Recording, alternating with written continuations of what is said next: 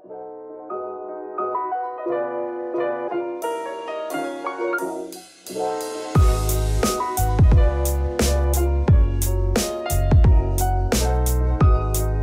halo. Kali ini saya akan membahas the real iPhone SE atau iPhone SE yang sebenarnya di tahun 2020 ini. Kenapa saya bilang iPhone SE yang sebenarnya? Ya, karena ini benar-benar iPhone SE yang bisa dibilang masih perawan. Belum dioprek-oprek, bahkan belum diupdate. Versi iOS-nya masih iOS 9. Ini versi bawaan rilisnya. Sedangkan kalau dilihat statusnya, iPhone SE ini sekarang udah mendapat update ke iOS 13. Jadi ini bisa dibilang benar-benar iPhone SE seperti pertama kali dirilis, sekitar tahun 2016 lalu.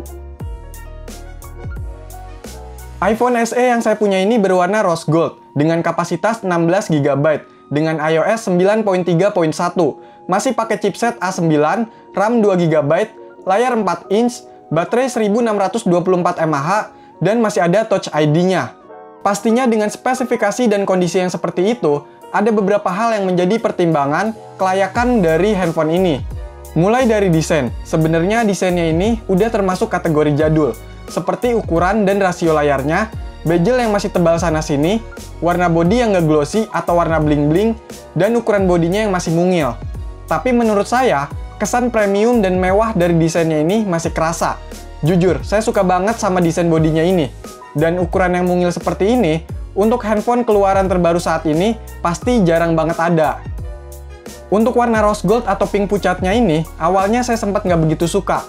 Tapi lama-lama lumayan keren kok. Apalagi ini warna yang udah nggak dipakai di beberapa iPhone rilisan terbaru. Jadi agak rare dan unik gitu ya.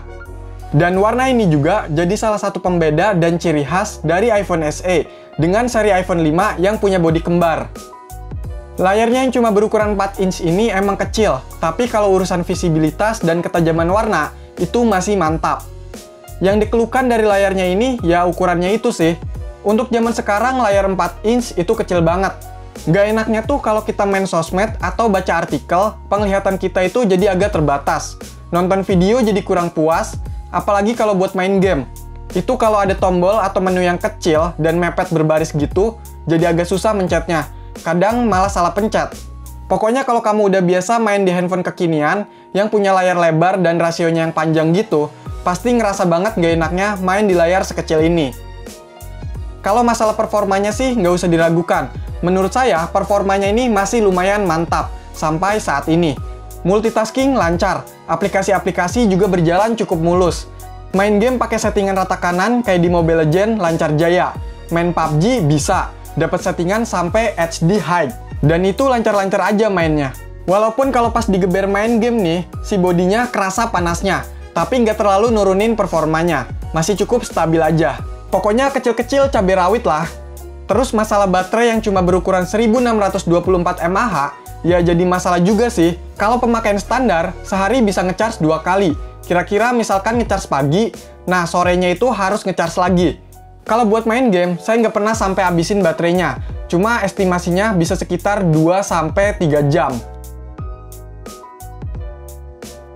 Untuk kameranya yang cuma ada satu di belakang berukuran 12 megapiksel dan satu di depan berukuran 1,2 megapiksel, menurut saya masih cukup bagus untuk saat ini.